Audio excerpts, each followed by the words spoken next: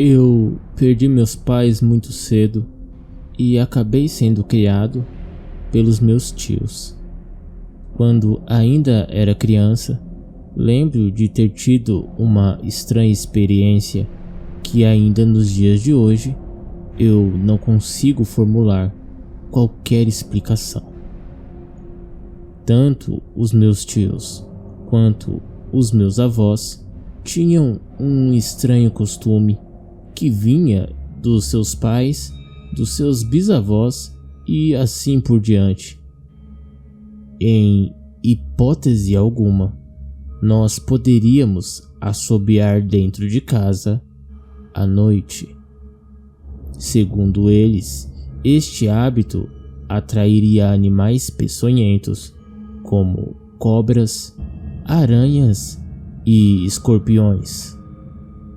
E em casos mais extremos, poderia proporcionar mau agouro ao lar. Bom, como eu sempre tive medo desses animais, sempre evitei assobiar dentro de casa, sobretudo à noite. Mas conforme o tempo foi passando e eu ia crescendo, ficava cada vez mais descrente dos hábitos desse pessoal mais velho. E quando tinha por volta de 9 ou 10 anos, eu simplesmente já nem me lembrava desses hábitos.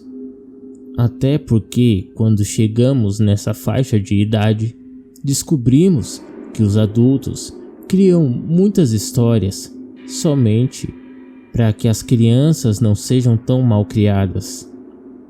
Então assobiar dentro de casa, para mim, havia se tornado algo normal, que eu fazia até mesmo sem perceber.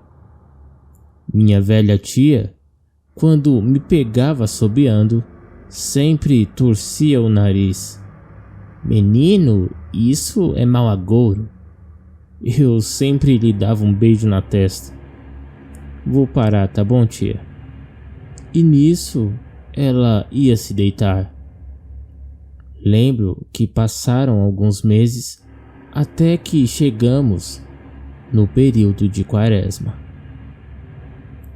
Não me lembro exatamente o dia, mas lembro de estar na cozinha lavando alguns pratos. A noite era fria e uma chuva já ameaçava começar.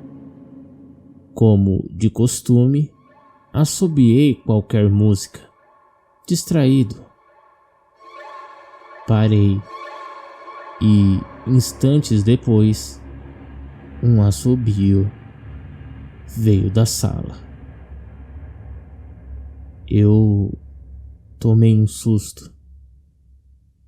Meus tios, de hábitos antigos, jamais assobiariam dentro de casa, muito menos naquela hora da noite. O primeiro pensamento que me veio à mente era que alguém podia ter entrado para roubar ou algo do tipo. Quem é? Eu perguntei pro dono da voz que assobiava, mas não houve resposta, a não ser o contínuo e incessante assobio. Eu fiquei paralisado e comecei a notar que quem quer que fosse que estava assobiando não cansava, não tomava fôlego. Era um assobio constante, melancólico, quase fúnebre. Meu coração começou a acelerar à medida em que o assobio incessante continuava. Até que, após cerca de 5 minutos, o assobio parou. Eu demorei para me mover, mas a passos lentos. eu comecei a me dirigir até a sala. Passei os olhos lentamente pelo cômodo, até que eu vi, ao lado de um quadro que tínhamos do nosso Senhor Jesus Cristo pendurado na parede, um vulto negro do que parecia ser um homem parado e silencioso. Lágrimas começaram a escorrer dos meus olhos, numa completa sensação de pavor.